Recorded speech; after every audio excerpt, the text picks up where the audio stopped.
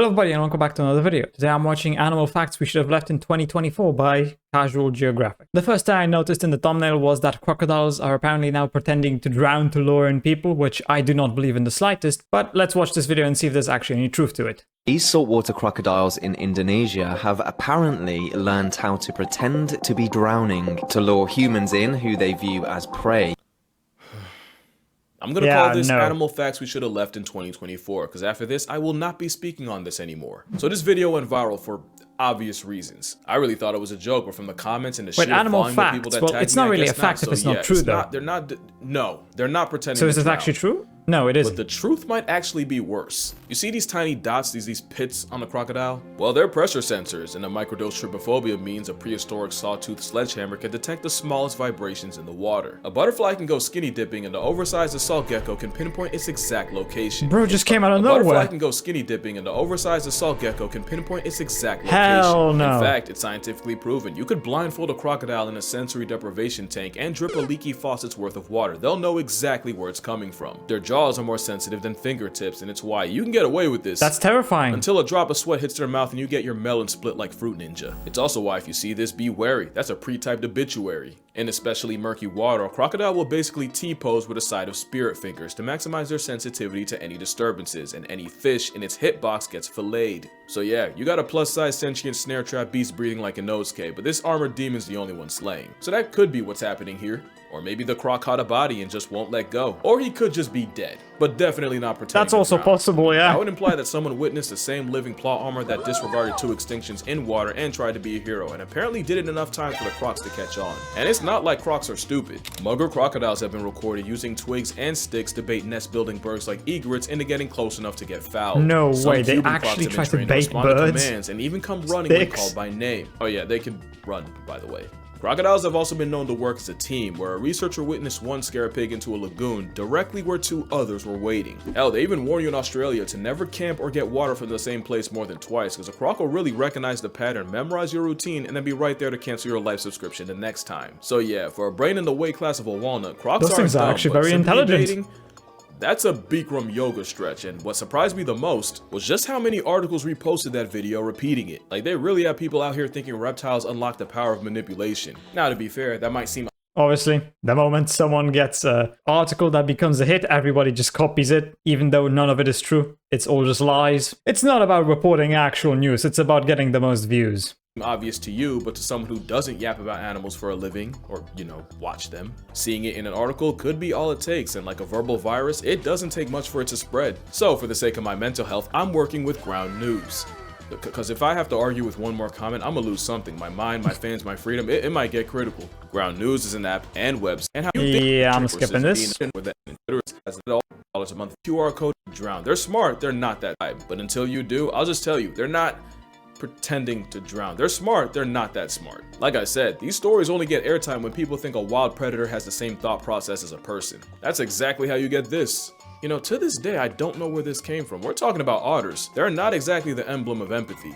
Male sea otters will literally kidnap a pup while their mom's out hunting and hold it hostage until she gives up the groceries. Otters don't mercy farm. You know, if nature's taught us anything, it's that a family ferret's more likely to throw its child into the abyss than ever try something like this. I mean, just imagine a sea otter trying to emotionally guilt trip a giant apex dolphin. That's another thing. Everyone calls them killer whales, but orcas are bully dolphins on steroids, whose original handle was whale killer. Yeah, you probably heard me say this many times. Well, I was wrong, technically.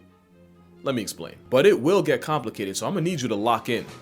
After this ad. Yeah, that's something I never understood. Why do they call orcas killer whales if they're related to dolphins? I guess killer dolphins just doesn't have the same ring to it, because dolphins themselves are already just menaces. Like, you think sharks are scary? You've never seen a fucking dolphin before. Seriously, look it up. Those things are worse than sharks. They really are. Of course.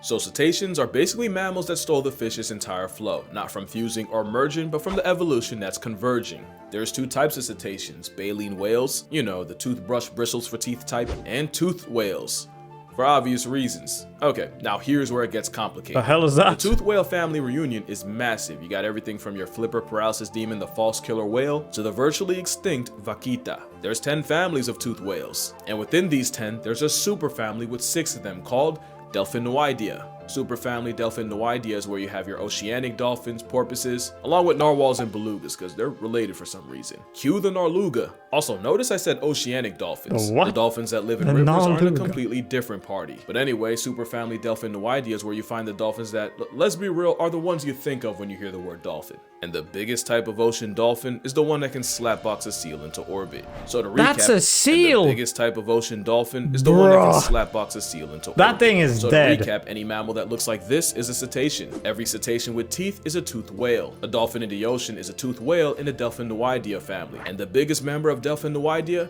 is an orca. So long story short, killer whales are dolphins. Every dolphin is a toothed whale, but not every toothed whale is a dolphin. But every toothed whale is a cetacean. It's kind of like how every tortoise is a turtle, but not every turtle is a tortoise. So to answer, are orcas whales or dolphins?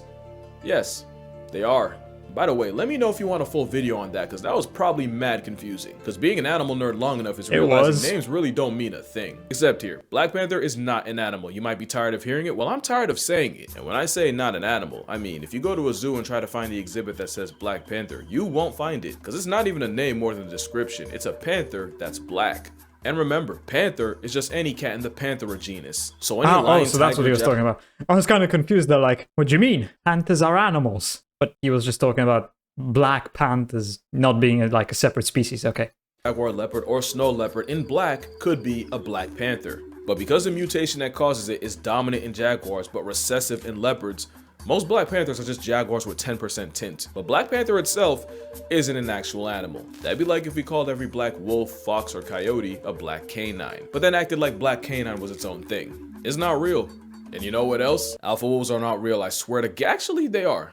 They are real, but only when you put a bunch of wolves that don't know each other in a zoo and they have to figure out stuff on their own. That's actually what happened. In the 1930s, Rudolf Schenkel studied wolves in a zoo, and after watching more fights in phase in a telenovela, he just figured that wolves determine group politics by tearing each other apart. Biologist David Mech built off his work and came up with the term strongest wins? alpha wolf. What they didn't realize was that the wolves were fighting over resources, not rank, and by putting a bunch of randoms in one place, they basically created real house wolves of Switzerland. In real life, a wolf pack is usually just two parents and a bunch of their kids. What folks kept calling the alpha wolf whole time was just their father. Now, because I've done this before, I know someone's gonna comment, well, if they're the lead wolf, they're still the alpha. The problem is, the whole alpha thing implies that the lead wolves got there by beating the others like a Cherokee drum. Really, it's just seniority. Which isn't the case. Also, another thing I never thought about until right now is once the kids get to about 1 or 2 years old, they dip and try to form their own pack. In a zoo, you often get the same adult wolves around each other constantly, and like any reality show, eventually Isn't that just how it works with most animals? The young separate from their parents at a very young age to live their own lives? Don't some animals even like just have kids and then abandon them immediately? Like they didn't sign up to be a parent, they just had kids and that's it. They're not gonna take care of them. that leads to tension that wouldn't be there in a normal pack. So normally, you wouldn't see any alpha wolves in the wild, and the same guy that came up with that would spend the rest of his career trying to take it back. And just as a final middle finger to anyone that still wants to argue, when the term alpha male was first used academically in 1921, it was by zoologist Thorleif Sheldrup Ebbe, and he was referring to, I'm not even kidding, he was talking Chickens? about the hierarchy where lower status poultry will get pecked on by higher ranks. That's literally where pecking order came from. So the next time a man tries you with that alpha male just know he's taking cues from a temperamental chicken nugget. Also, chickens are confirmed psychopaths. If one chicken starts bleeding, the whole flock will jump in and peck it to death. I think the worst thing is that people took the alpha dog. You know, I've seen multiple videos where people feed chicken nuggets to chickens. That suddenly has lost its shock factor. Because if they just peck other chickens to death the moment they start bleeding, it's like, so they're cannibals, yeah? Feeding them chicken nuggets means nothing now. Wow. Dog thing, I got convinced that's how you make your actual dog respect you. Cesar Millan has done an absolute masterclass of misinformation on the dog community. You really got folks thinking you gotta flex on an 80-pound pit bull to keep him in line. Imagine trying to play alpha with Cujo on creatine. We've gotten a lot wrong about dogs, and probably the worst thing, that a tail wagging means happy. That fact alone has probably gotten more people bit than anything. Basically, a tail wag means excitement. Excitement can mean seeing their person come home, or it can mean fear, anxiety, or the last warning before they put a canine-sized hole in your hand. And the faster the tail, the more So the tail wagging can mean happy, but it can also mean something else. excited Fido is. The question is what kind? Well, science says a tail favoring the right means the vibes are good, but a tail leaning left could mean stress, so best to be left. Alone, that is a lot more complicated than I just made it sound. Good luck Long telling the story difference short, on the a tail fly. wag is like a smile. A smile can mean someone's happy to see you, or might even think you're cute, or that waitress is just doing her job and doesn't want to get hit on at work. Long story short, if you expect your dog to learn how to parlay people, then the least you can do is talk tail. Oh, another dog thing that's been bothering me for years is that Chihuahuas are the spawn of Shaitan. Now, I get the little dog thing. I've been personally victimized by many an ankle biter. But with dogs, there's I usually hate a small why. dogs. You just They're the gotta look worst. deep enough. Huskies They're the are most known for evil. being donkey stubborn toddlers on 4. Come inside.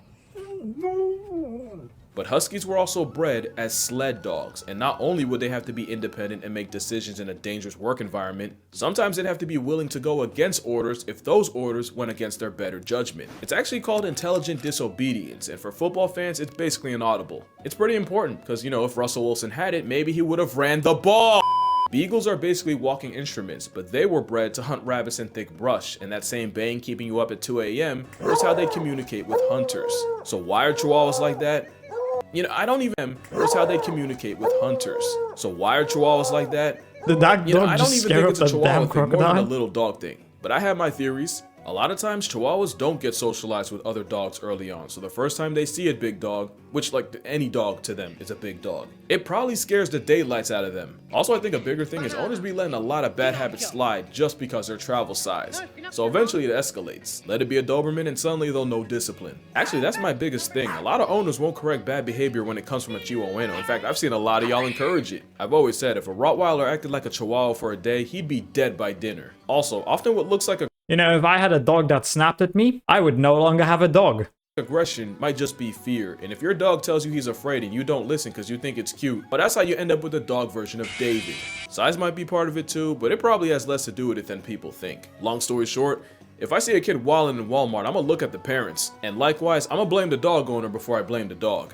No clever transition. Yeah. Another thing I've heard is that male lions don't hunt, or better yet, that male lions are lazy. And I can tell you exactly where it came from. You see, lionesses use the power of friendship to run down prey in open areas. It's pretty hard to miss. Lions are bigger, bulkier, and with a whole afro equipped, they had to switch up the playbook. So instead, male lions ambush prey by camping out in dense brush.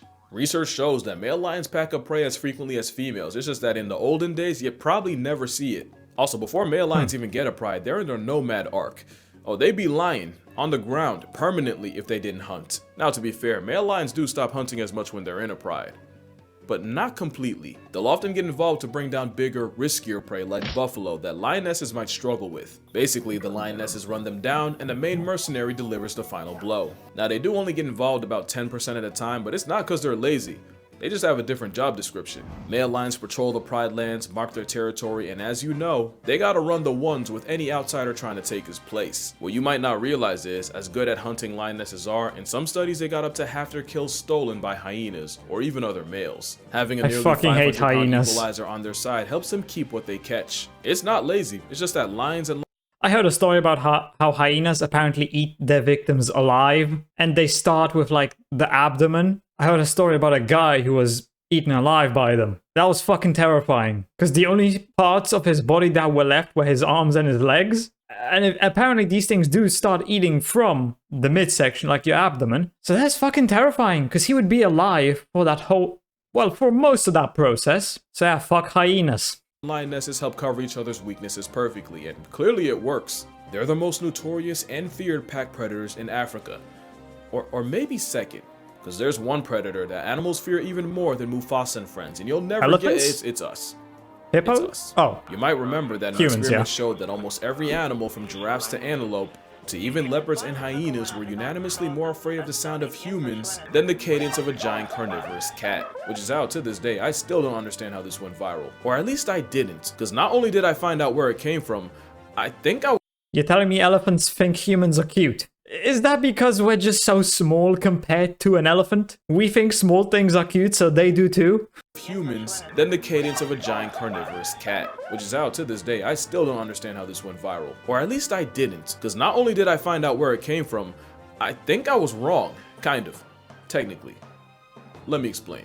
So in 2017, college student Julia Haas posted a tweet saying elephants basically see us the same way we see puppies. Now, ignoring the part of the population that's terrified of dogs, the fact loses steam when you realize she got it from Tumblr. It's more likely that one of the smartest creatures alive see us as So it came from just a random person on Twitter. So it's definitely bullshit and not true then.